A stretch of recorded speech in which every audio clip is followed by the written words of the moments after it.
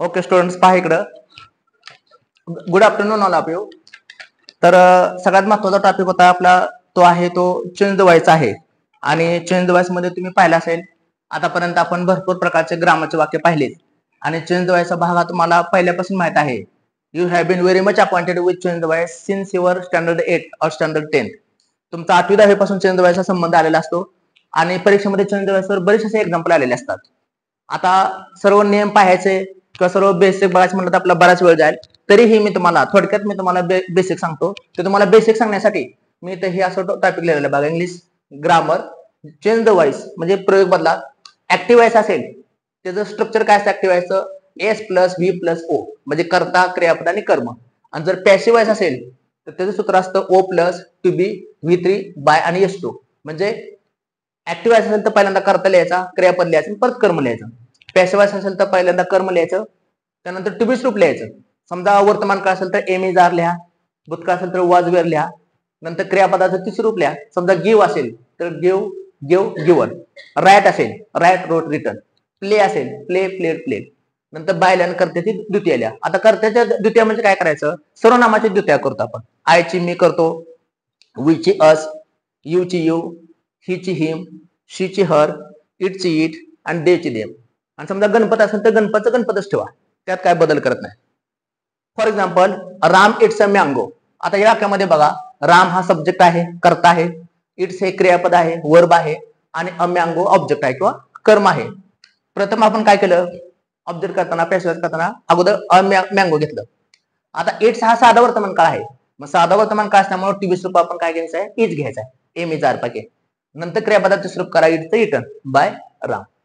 Second example आहे बघा, Sita played flute. आता सीता प्लेड द फ्लूट या वाक्यामध्ये सीता हे वाक्यामध्ये काय सांगितलं, इथं सब्जेक्ट आलेला आहे, प्लेड या ठिकाणी वर्ब आलेला आहे, आणि द फ्लूट या वाक्यात ऑब्जेक्ट आलेला आहे. अगोदर आपल्याला काय घ्यायचं आहे या ठिकाणी, ऑब्जेक्ट द फ्लूट. आता प्लेड, आता इथं आपण काय इज घेतलं, साधा वर्तमान काळ होता. आता प्लेड हा भूतकाळ आहे म्हणून भूतकाळी क्रियापद आहे म्हणून टीव्हीचं वाज घ्यायचं. परत काय करा, प्लेचं तिसरं काय करायचं, प्लेड करा. आणि कोणाकडून, बाय सीता. तर हा तुम्हाला मी बेसिक सांगायचं होतं खास, म्हणून तुम्हाला हे एक्झाम्पल घेतलं. किंवा असं एखादं एक्झाम्पल असेल तर सुद्धा ते एक्झाम्पल तुम्ही सोडू शकता. सी असं म्हणा, for example she visit the temple, she visit the temple, she visit the temple. ह्याचा सुद्धा तुम्ही ऍक्टिव्ह पॅसिव्ह करू शकता, शी विजिट द टेम्पल. आता विजिट्स म्हणजे भेट देणे.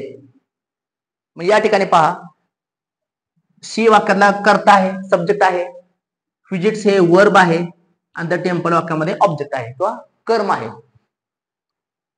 अशा वाक्यात आपण काय करायचं असतं, अगोदर कर्म घ्यायचं. कर्म काय आहे, वैष्णवी द टेम्पल.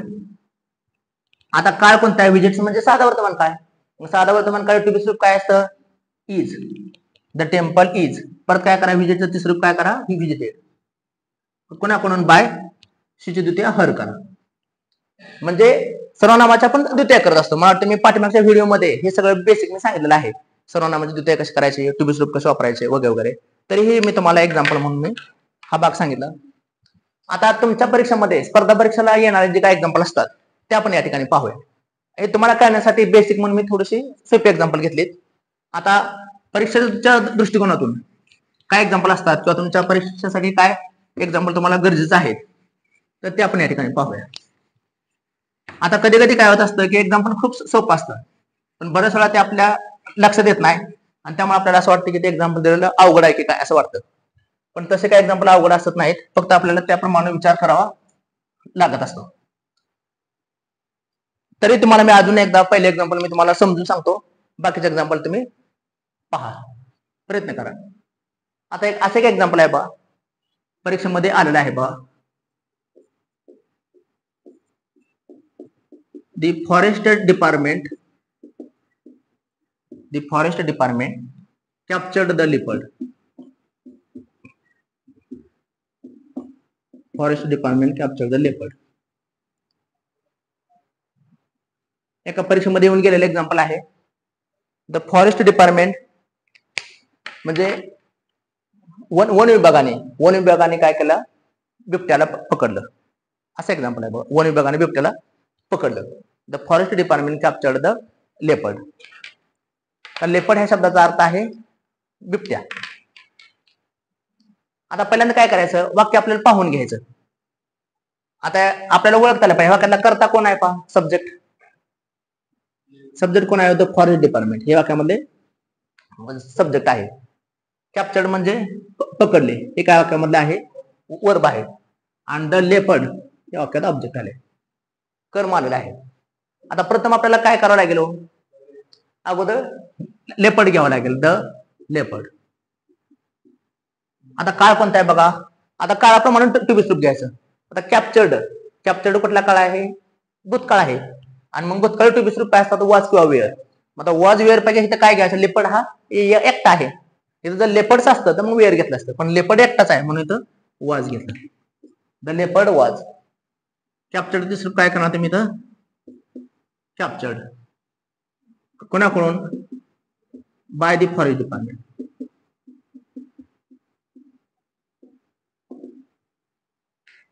अशा रीतीने आपण काय केलं, आपण हे एक्झाम्पल पाहिलं.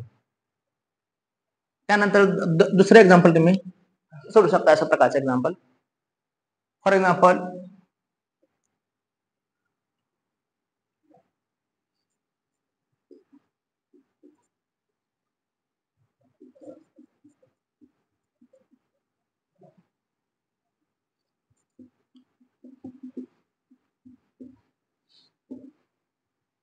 असं एक एक्झाम्पल आहे बघा. ब्रुस ली इम्प्रेस जॅकी चॅन.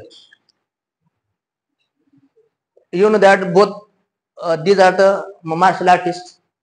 Bruce Lee impress Jackie Chan. या ठिकाणी ब्रुस ली हे वाक्यामध्ये काय आलेलं आहे, तर सब्जेक्ट आलेला आहे. नंतर इम्प्रेस हे काय आलेलं आहे, वर्ब आलेला आहे. आणि जॅकी चॅन हे वाक्यामधले ऑब्जेक्ट आले. म्हणजे ब्रुसलीने जॅकी चॅनवर प्रभाव टाकला किंवा ब्रुसलीचा प्रभाव जॅकी चॅनवर आपल्याला पाहून येतो किंवा दिसून येतो.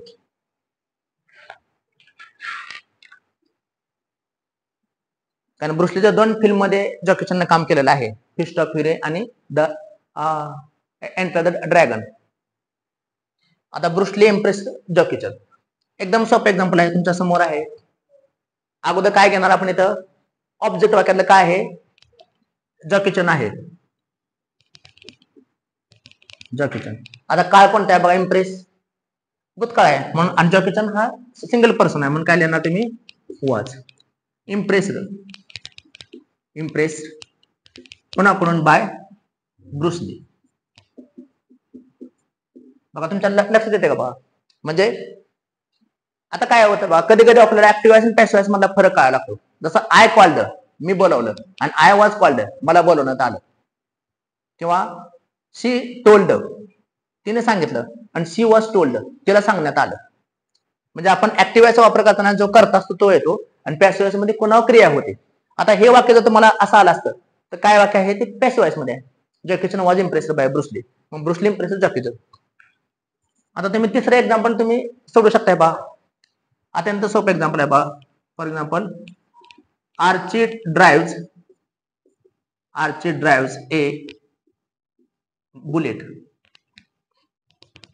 किंवा रॅट्स म्हणलं तरी चालेल, रॅट्स म्हणलं तरी चालेल. दिसते क्लिअर का, थोडस हे होते.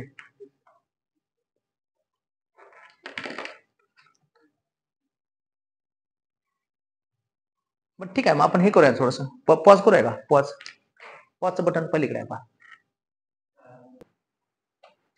तर पहा या ठिकाणी आपण एक्झाम्पल घेतलंय, आर्ची ड्राइव्ह द बुलेट. आता बुलेटच्या बाबतीमध्ये ड्राइव्ह पण शब्द घेतो किंवा रॅट्स पण घेऊ शकतो. रॅट्स बऱ्यापैकी काय करतो आपण, जर टू व्हीलर असेल तर त्याला आपण रॅट्स म्हणतो आपण, आणि ड्राइव्ह पण शब्द घेतो आपण. मग या ठिकाणी आर्ची ड्राइव्ह द बुलेट, आपण प्रसिद्ध वाक्य मी नेहमी देतो, आर्ची ड्राइव्ह द ट्रॅक्टर. ह्यावेळेस म्हणलं तुम्हाला थोडासा चेंज असावा म्हणून मी बुलेट शब्द घेतला. Archie drive the bullet, verb आले आणि बुलेट ऑब्जेक्ट आले. वाक्यातला आर्ची हा सब्जेक्ट आहे, करता आहे. म्हणजे वाक्याचा अर्थ काय, की आर्ची बुलेट चालवते. अगोदर काय घेणार आपण, ऑब्जेक्ट काय घेणार आपण इथं, बुलेट. आता त्यानंतर काय ना, आता ड्राइव्ह म्हणजे कुठला काळ आहे इथं, साधा वर्तमान काळ असेल तर ते विसरूप एम एजार येतं. मग या ठिकाणी बुलेट नंतर काय येणार इथं इज येईल. आता ड्राईव्हचं तिसरूप काय येणार इथं ड्रिव्हन. बघा क्रियापदाचं तिसरूप तुम्हाला माहित पाहिजे बघा ड्राईव्ह ड्रो ड्रिव्हन. तसं प्ले प्लेड प्लेड. मग बुलेट इज ड्रिव्हन और ड्रायव्हन बाय आर्ची. येते का लक्षात येते. आता एक एक्झाम्पल आहे बघा परीक्षेला आतापर्यंत अनेक वेळा येऊन गेलेला आहे ते तुम्ही सोडवण्याचा प्रयत्न करा. ब्रुटस स्टॅब सीझर म्हणजे फेमस एक्झाम्पल आहे पहा. ब्रुटस म्हणजे जुलियस सीझर ह्या शेक्सपियरच्या नाटकातलं एक फेमस एक्झाम्पल आहे, प्रसिद्ध एक्झाम्पल आहे ब्रुटस स्टॅब सीझर. आता ब्रुटस स्टॅब सीझर याचा अर्थ आहे ब्रुटसने सीझरला मारले किंवा सीझरला बोकसले, खून केला. मग कसं सांगता येईल आपल्याला ब्रुटस स्टॅब सीझर या ठिकाणी काय येणार आहे. ब्रुटस वाक्यामध्ये काय आलं बघा. ब्रुटस वाक्यामध्ये सब्जेक्ट आलं, स्टॅब वर्ब आलं, सीझर ऑब्जेक्ट आलं. आपण काय लिहिणार अगोदर ऑब्जेक्ट लिहायचा आहे. ऑब्जेक्ट कोण आहे सांगा सीझर आहे. सीझर. आता स्टॅब्ड म्हणजे भूतकाळ आहे म्हणून ते विसरूप काय लिहिणार तुम्ही वॉज. अगदी बरोबर आहे वॉज. स्टॅबचं तिसरूप काय लिहिणार तुम्ही स्टॅब. कोणाकडून बाय ब्रुटस. म्हणून हा प्रकार कळायला तुम्हाला कायच अडचण नाही. आता नेक्स्ट काय एक्झाम्पल घेऊ आपण. आता हे तुम्हाला थोडस हे होतं किंवा जे एक्झाम्पल महत्वाचे होते ते मी तुमच्या समोर ठेवले. आता पुढचा एक्झाम्पल मात्र हा जो आरसा आहे हे आरशात बघून सोडवायचे. म्हणजे जे काय सूत्र आहे त्या सूत्राप्रमाणे तुम्ही सोडवण्याचा प्रयत्न करू शकता.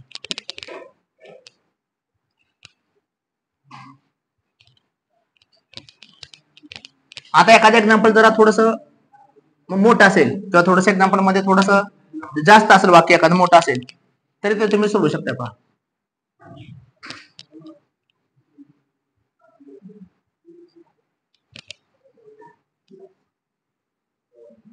बघा प्रत्येकाला कॉन्फिडन्स यायला पाहिजे म्हणून मी बेसिक रीतीने शिकवतोय. एकदम असं साध्या सोप्या शब्दामध्ये तुम्हाला मी सांगायचा प्रयत्न करतोय. आता नेक्स्ट एक्झाम्पल आहे तर तुम्ही मला सोडवून दाखवा किंवा प्रयत्न करा सोडवण्याचा. एकदम सोपं एक्झाम्पल आहे तुम्ही पहा.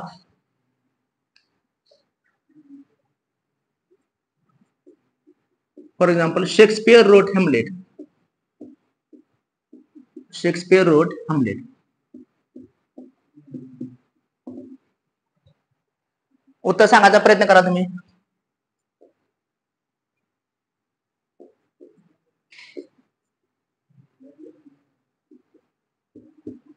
He urged the council to reduce the rates. To reduce the rates. He urged the council to reduce the rates.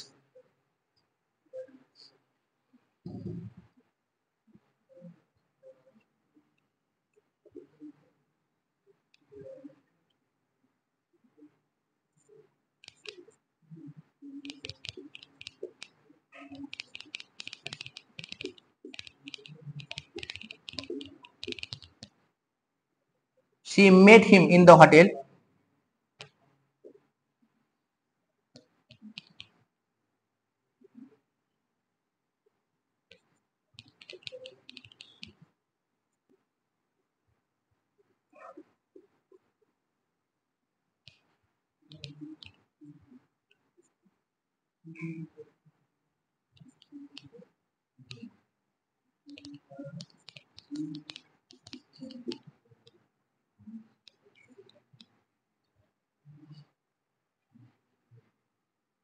आता पहा हे एक्झाम्पल मी तुमच्या समोर लिहिलेले आहेत.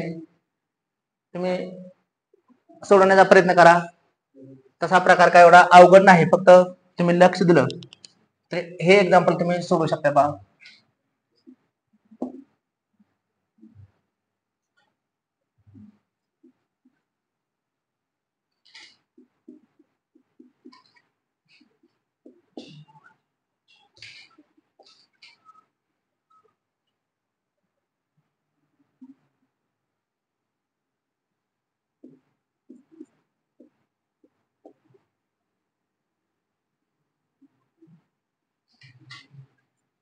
शी लुक्ड ॲट हिम वी प्रे God.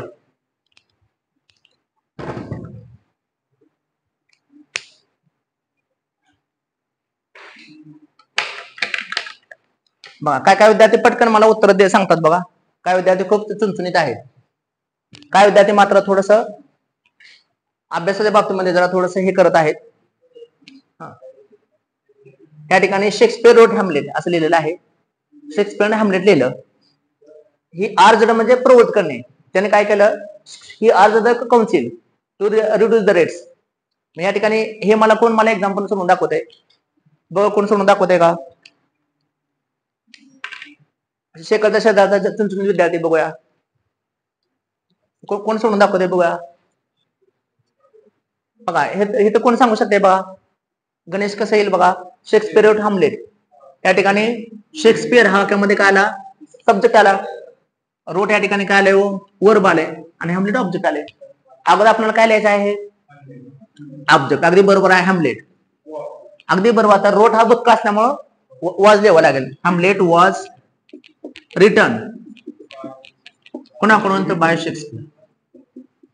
Hamlet was written by Shakespeare. आता ह्या वाक्यामध्ये थोडासा आपल्याला विचार करावा लागेल बघा. ह्या वाक्यामध्ये 3 घटक आहेत बघा. कधी कधी कर्मानंतर एक्स्ट्रा भाग येतो.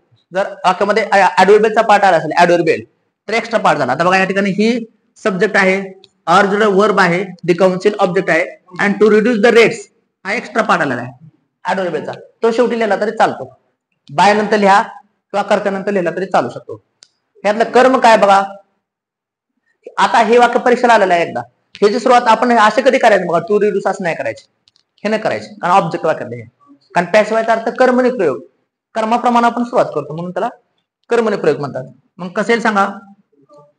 अगदी बरोबर, द काउन्सिल, द काउन्सिल. आता भूतकाळ असल्यामुळे वाज. अर्ज तिसरं काय करा, अर्ज्ड, प्रवृत्त केले. The council was urged to reduce the rates by him, किंवा by him to reduce the rates. To reduce the rates by him, किंवा इथं लिहिलं तर बदल होतो.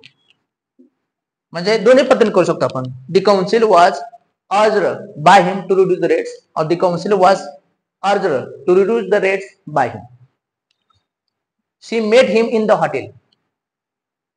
आता या ठिकाणी पहा, शी वाक्यामधले सब्जेक्ट आहे, मेट वाक्यामधले वर्ब आहे, हिम वाक्यात ऑब्जेक्ट आहे, आणि इन द हॉटेल हा एक्स्ट्रा पार्ट आलेला आहे. अशा वाक्यात काय करायचं बघा. अगोदर हिमचे कळालं काय घ्यायचं, टी घ्यायचं. आता इथं भूतकाळ असल्यामुळे काय लिहिणार, वॉज, ही वॉज. आता मेट दुसरं काय लिहिणार तुम्ही, मेटच. ही वॉज मेट कोणाकडून, बाय हर. कुठे, इन द हॉटेल.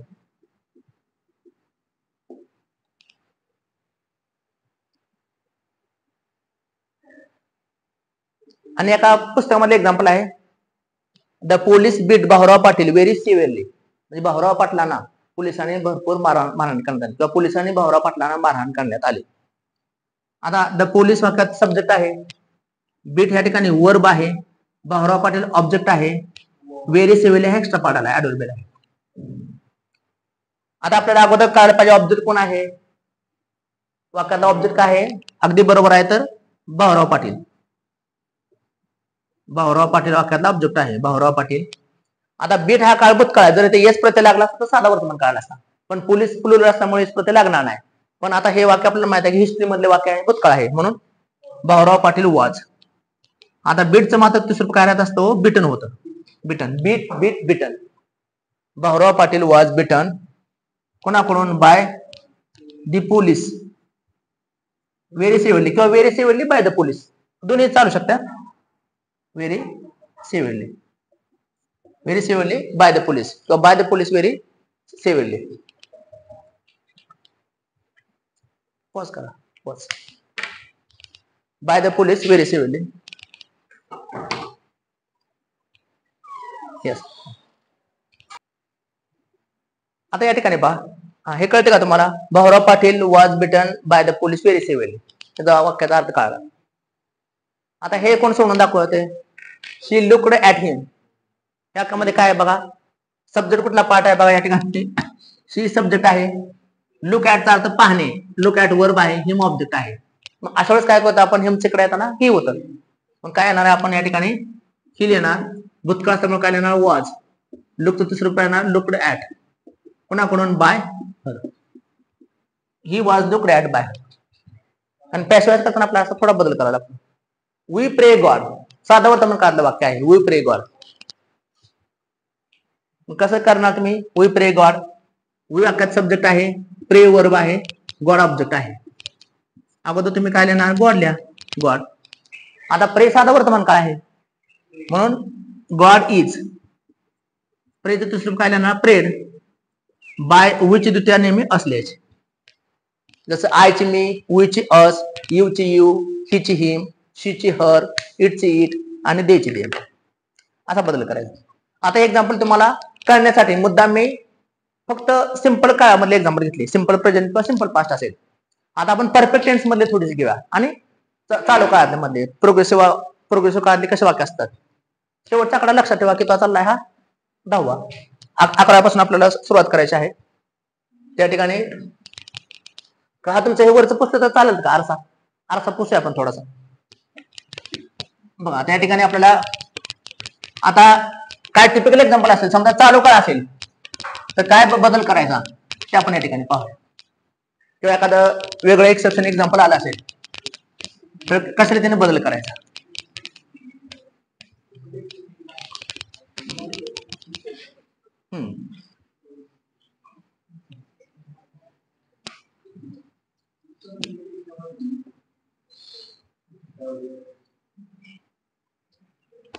पहा काय काय विद्यार्थी खूप चुनचुनीत आहेत, बरोबर उत्तर सांगत आहेत. आणि काय काय विद्यार्थ्यांची इच्छा आहे की पुढे सोडवायची, असे पण काय विद्यार्थी आहेत. तर त्यांना पण आपण संधी देऊया. आपण सगळ्यांना सारखीच संधी द्यायची. ज्या विद्यार्थ्यांना वाटते मला पुढे येऊन सोडवायचं आहे, ज्या विद्यार्थ्यांना वाटतं आपल्याला मला पुढे येऊन सोडवायचं आहे, तर आपण एक संधी देऊया. एक शेवटचे एक्झाम्पल तुम्हाला 4-5 सांगतो की जेणेकरून तुम्हाला फरक काय आहे तुम्हाला कळेल. हे किती वाक्य चाललं होतं आपलं, 11 चाललं वाक्य ना. आता या ठिकाणी पहा असं एक वाक्य पहा, he is reading a poem. आता चालू काळ असेल तर थोडा बदल करावा लागतो. He is reading a poem, काय बदल करावा लागेल बघा. अशा वाक्यात काय करायचं, ही वाक्यामध्ये सब्जेक्ट आहे, इज रीडिंग वर्ब आहे, अ पोएम ऑब्जेक्ट आहे. अगोदर काय लिहिणार तुम्ही अ पोएम. आता टू बी स्लूप इज आहे ती इज घ्या.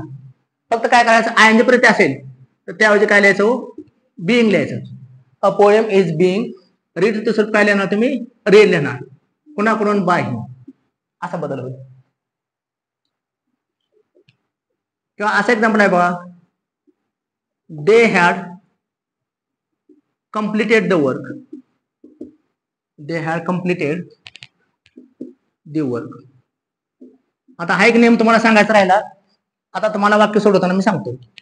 जर वाक्यात हॅव हॅज आला असेल, जसं आयएनजी प्रत्यय आला असेल त्याऐवजी बीइंग लिहायचं आणि क्रियापद स्वरूप लिहायचं.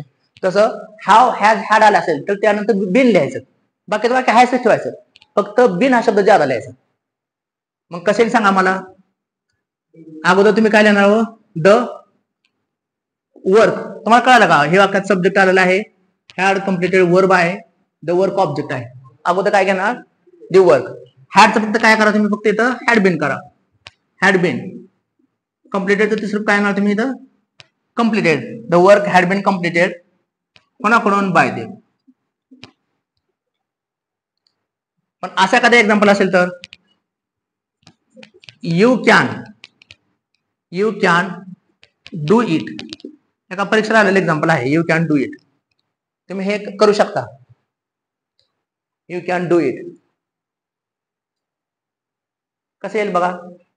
आता या ठिकाणी यू हे वाक्यात सब्जेक्ट आहे, कॅन डू वर्ब आहे, इट ऑब्जेक्ट आहे. अगोदर आपण ऑब्जेक्ट लिहूया. काय ऑब्जेक्ट आपण लिहिलंय तर इट लिहिलं. आता कॅनचं कॅनच ठेवा.